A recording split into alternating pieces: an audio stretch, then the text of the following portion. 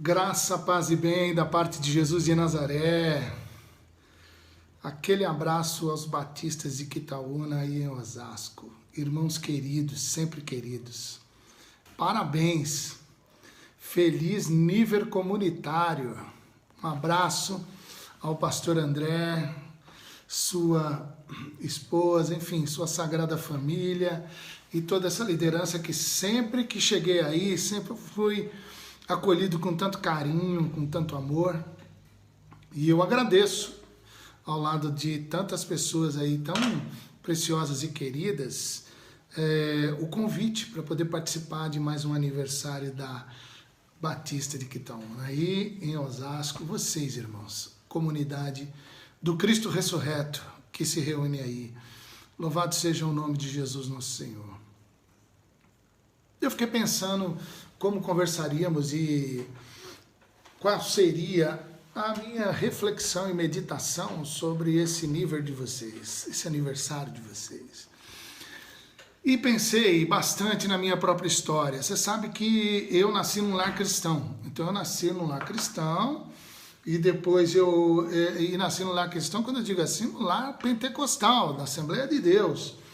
E esse caminho que fiz foi muito especial, eu aprendi tantas coisas, e era uma igreja muito grande, uma das maiores igrejas das regiões, da região do ABC, Assembleia de Deus, era igreja grande. E lá estive, lá ministrei, foi ali que começou a surgir o reconhecimento do meu chamado, dos meus dons pastorais e etc. Passando de lá, foi muito interessante, porque eu fui para o Povo Batista, a primeira igreja batista de Santo André, naquela época a maior igreja batista do estado de São Paulo, e ali, participei ali, servi ali, foi muito interessante também, muito precioso o tempo que ali fiquei.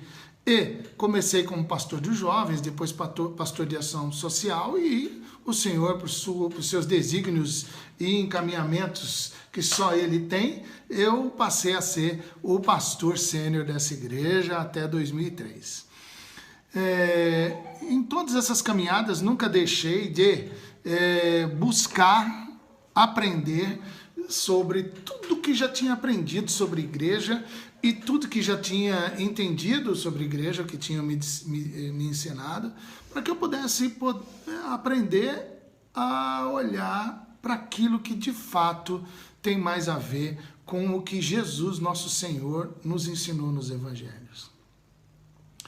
De lá, eu passei um tempo e depois fui para a Igreja Batista de Água Branca, querida Ibabe, onde fui pastor por quase 10 anos, junto com o Ed René e outros pastores queridos e amados, e outras pastoras queridas e amadas ali, e servi ali até agora, no mês de fevereiro desse ano de 2020, e de lá para cá iniciei ainda juntando, né, esse tempo de pandemia, esse tempo todo que tivemos, todos nós tivemos, tão difícil, tão importante e tão significativo para todos nós, onde eu pude também orar sobre esse novo momento, esse novo caminhar, essa nova direção, que entendo também que Deus está me dando.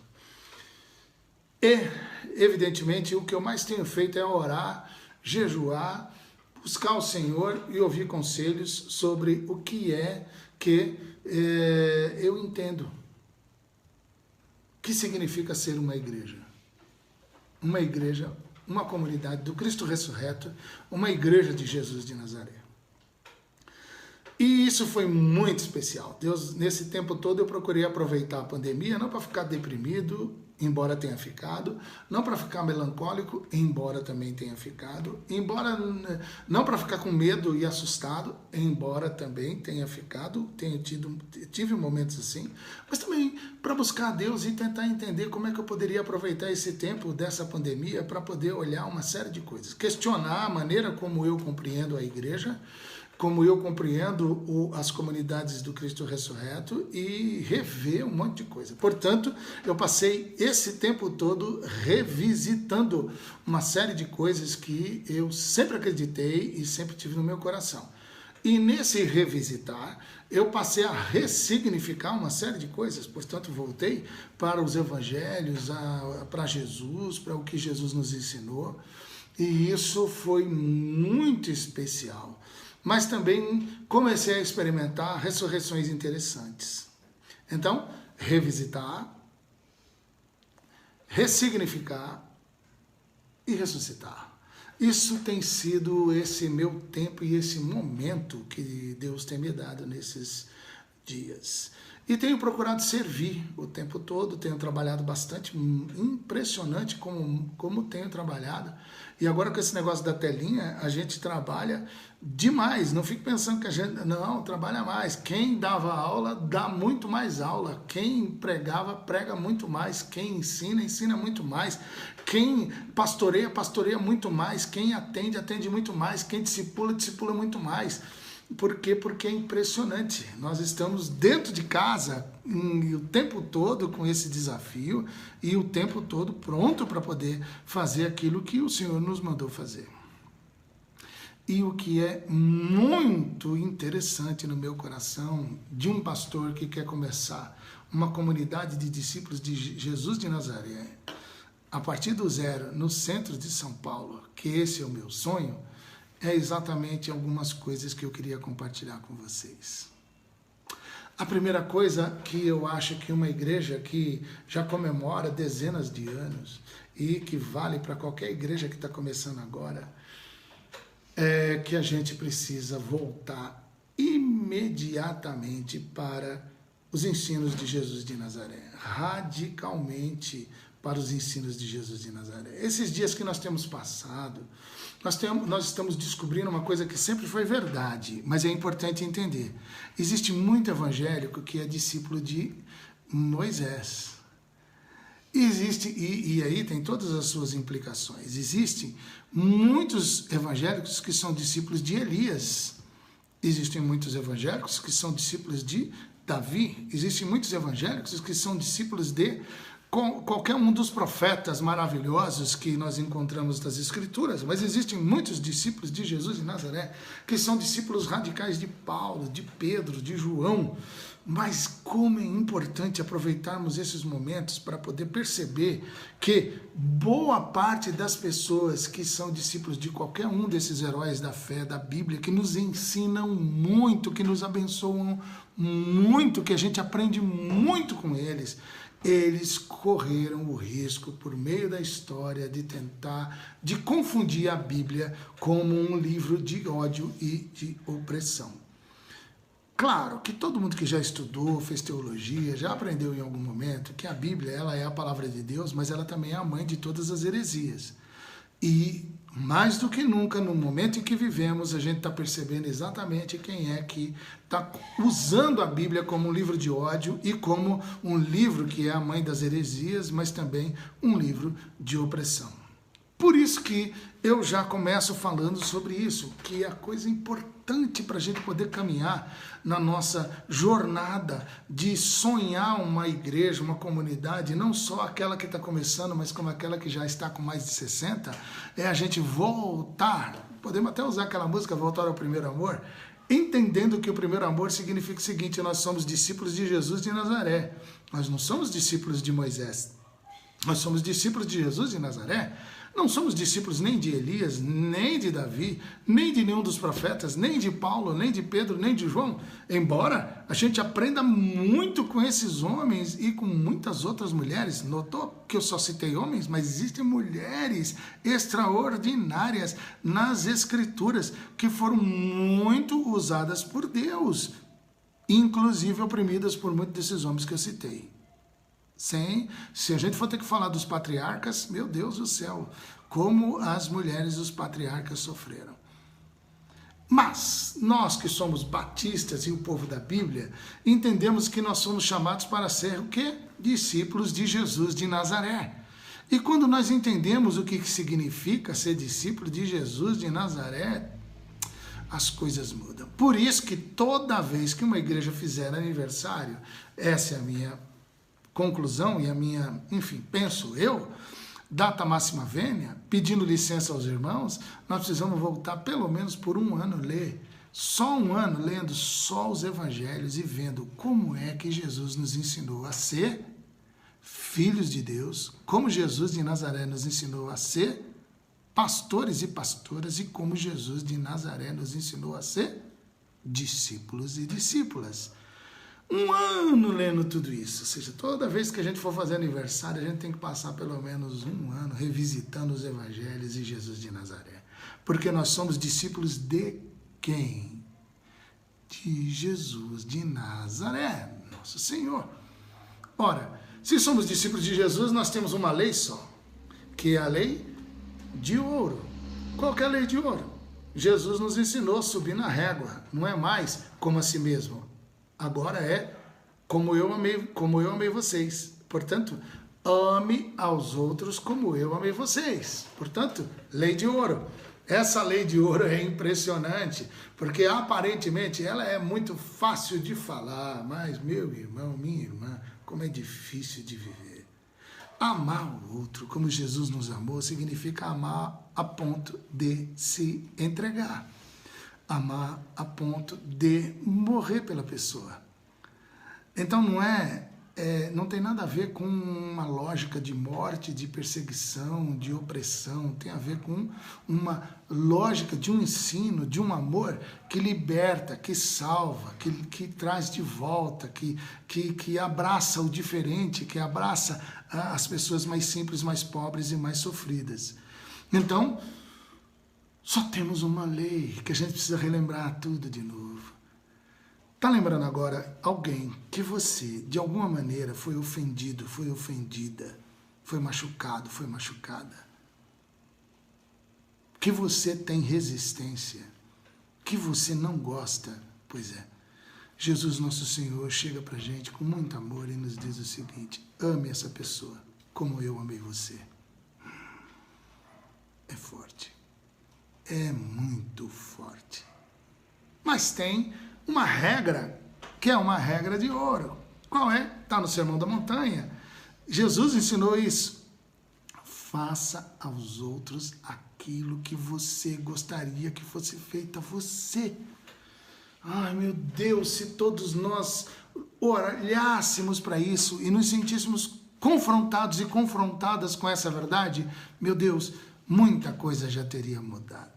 Portanto, se você olhar para qualquer outra pessoa diferente, que não concorda com você, que não tem a mesma fé, aliás, que não tem fé nenhuma, e você olhar para ela e dizer assim: faça aos outros aquilo que você gostaria que fosse feito a você. Isso tem tudo a ver com o quê? Não é nem com tolerância, porque tolerância é, eu tenho que tolerar essa pessoa. Não, tem a ver com acolhimento, tem a ver com respeito, tem a ver com olhar para a pessoa com profundo respeito, seja quem ela for, mesmo que resista a você. Aí, quando eu digo faça aos outros, eu só repito o que Jesus disse: faça aos outros aquilo que você gostaria que fosse feito a você. Aí eu pergunto: você gostaria de ser respeitado e respeitada? Quem não gostaria? Então faça aos outros aquilo que você gostaria que fosse feito a você.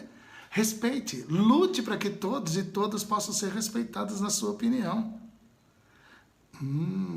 Você gostaria que todos respeitassem as suas escolhas? A sua livre decisão?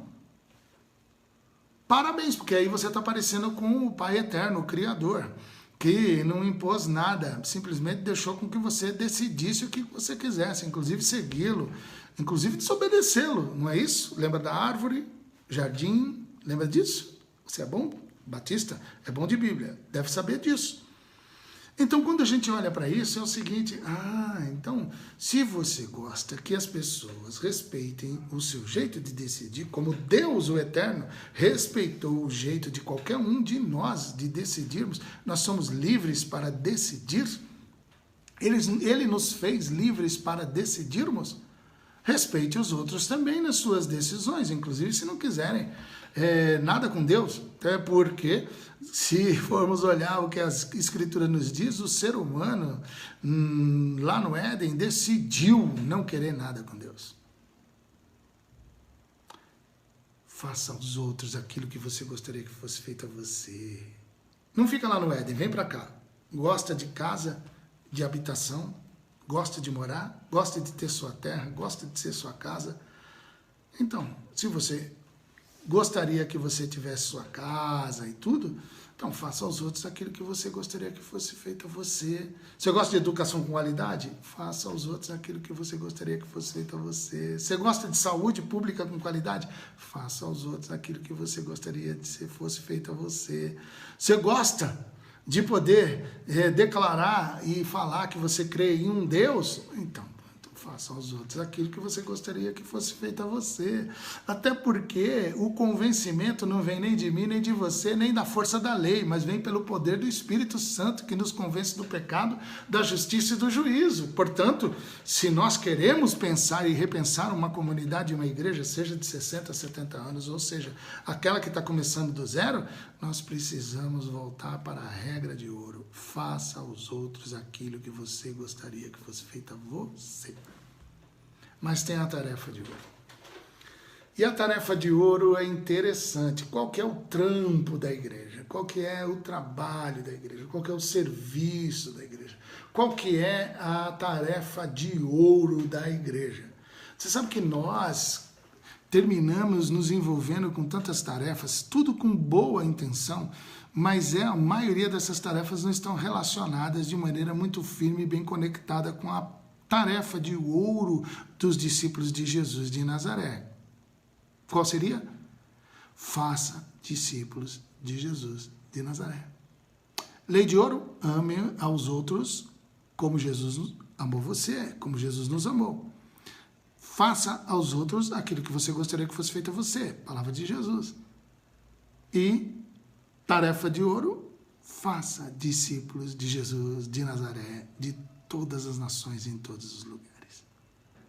Esse negócio de discípulo terminou se transformando por conta dos teólogos e muitos camaradas e muitos irmãos e líderes numa coisa muito feia, muito terrível e opressora. Muito abuso espiritual, muito abuso moral, muito abuso intelectual, muito abuso de poder dentro desse negócio de discipulado. Com esse negócio de fazer a igreja crescer, discipulado para fazer a igreja crescer e outras coisas mais. Discipulado virou clonagem, discipulado virou uma lógica de venda de produtos de Herbalife.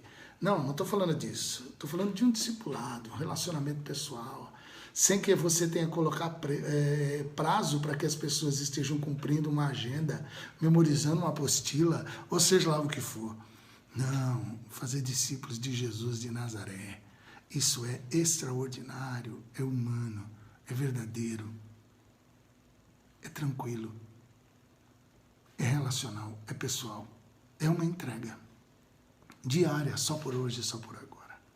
Então, quando uma igreja revisita essas verdades e começa a transpirar em todos os seus programas, pregações, louvores, a lei de ouro, ame aos outros como Jesus amou você.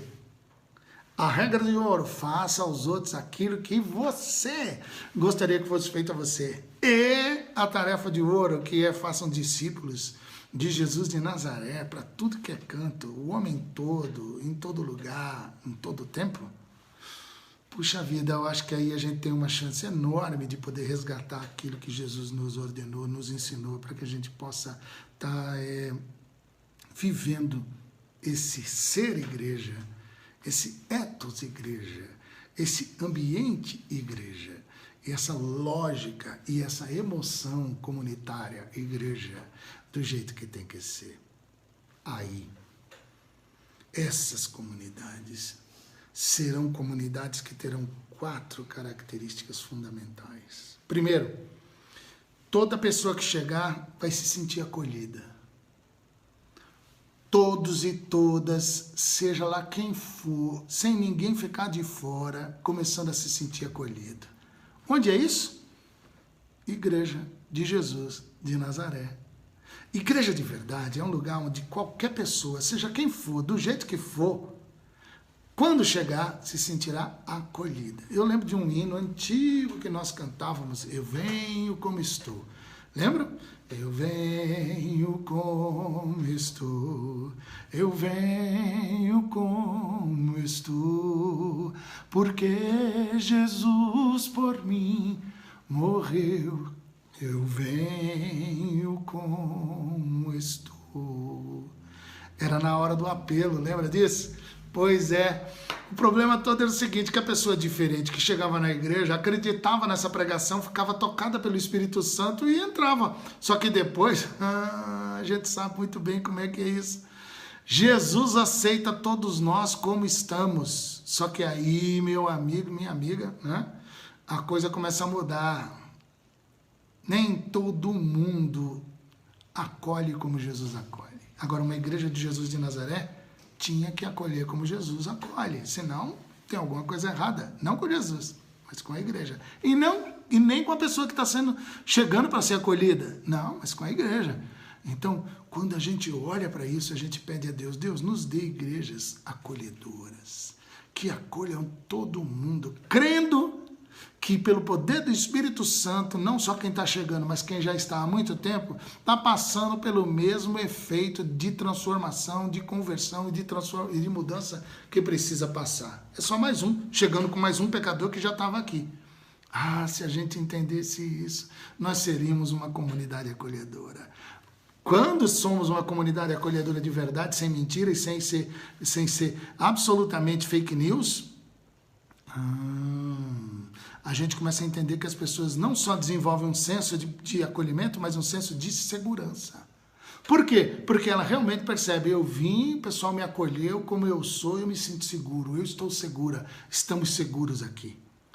Nossa, isso é extraordinário, porque aí todo mundo fica no mesmo chão e no mesmo nível, todos e todas, sem ninguém ficar de fora, se sentindo seguro para poder, dentro de uma comunidade, ser quem ela é, para que o Espírito Santo mude em todo mundo aquilo que precisa ser mudado. Senso de acolhimento, senso de segurança. Aí, num lugar desse, a turma começa a ter alegria e prazer de dizer, eu pertenço a essa comunidade, eu pertenço a essa igreja. E quando a gente faz isso, e quando a gente começa a sentir isso, quando a gente começa a sentir que a gente pertence, o nome disso é senso de pertencimento. A gente enche a boca e diz assim, eu tenho uma família. Ah, é? Mas eu não sabia quem é a sua família, seu pai, sua mãe. Não, essa daí eu tenho também. Pode até falar, mas assim, mas eu ganhei uma família nova, que é uma comunidade. São uns crentes lá, nem sei direito, acho que eles são batistas, são da Quitaúna, na Rua X. Ah, tem lá um pastor, o André, tem uma liderança muito legal que mora ali no bairro, tem uma turma de fora, meu, de boa. Eu pertenço àquela família, eu pertenço àquela igreja. Senso de pertencimento. Senso de acolhimento, senso de segurança, senso de pertencimento que empurra para um senso de missão. A pessoa entende que está participando de algo extraordinário. Ela está participando de algo magnífico, que começou antes da fundação do mundo e que veio pela saga da humanidade e que tomou corpo, carne e osso, quando o Verbo se fez carne, com os primeiros discípulos que começaram a seguir. E em toda a história da igreja está participando de algo revolucionário, extraordinário, algo magnífico, que é fazer com que essa sociedade que é anti-vida, que é anti-reino de Deus, que não tem nada a ver com o reino de Deus, comece a se parecer mais com o reino de Deus, comece a entender que nós estamos do lado do reino de Deus, do Deus da vida, portanto lutamos pela vida, começa a entender que estamos caminhando junto com o Criador, portanto é aquela gente que cuida da criação, gosta da criação, ama a criação, defende a criação e não luta, e não permite de forma alguma que alguma pessoa venha lutar contra aquilo que Deus criou. Portanto, somos chamados para ser jardineiros, não destruidores da natureza e nem da criação. Entende? Aí o pessoal vai confundir a gente com um monte de coisa. Mas aí, você não está fazendo as coisas para esse pessoal que confunde você. Você está fazendo aquilo que Jesus mandou você fazer. E aí, sabe o que você faz? Você continua firme, segurando a onda e fazendo aquilo que Jesus mandou você fazer. Então, do fundo do coração, pastor André, obrigado de coração por me convidar. Liderança dessa igreja tão querida que aprendi a amar e ser tão agradecido pelo acolhimento que sempre me dão. Eu quero dizer parabéns para vocês por tudo aquilo que Deus já fez na história de vocês, desde o membro mais antigo até aquele que chegou recentemente. E tudo o que Deus já fez pode fazer muito mais. E como é bonito quando a gente para poder revisitar as nossas raízes, aquilo que Jesus nos ensinou. Então, meus parabéns, beijo bento, Deus abençoe a todos e a todas, sem ninguém ficar de fora. Desfrutem esse mês e comemorem para valer. E eu espero que em breve a gente possa estar presencialmente, podendo se abraçar com tranquilidade, com segurança, para a glória de Jesus. Recebam o meu beijo bento, Deus os abençoe, para a glória de Deus Pai. E parabéns por mais um ano agora. E assim que eu os abençoo, em nome de Jesus. Amém.